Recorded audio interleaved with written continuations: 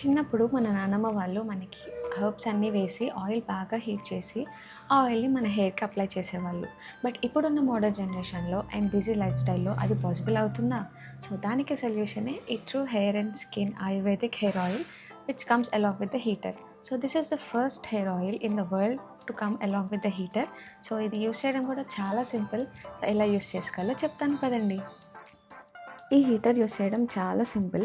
Just ఆయిల్‌ని హీటర్‌లో వేసి plug in చేస్తే 65 డిగ్రీస్ 4 మినిట్స్ తర్వాత ఆటో ఆఫ్ అయిపోతుంది.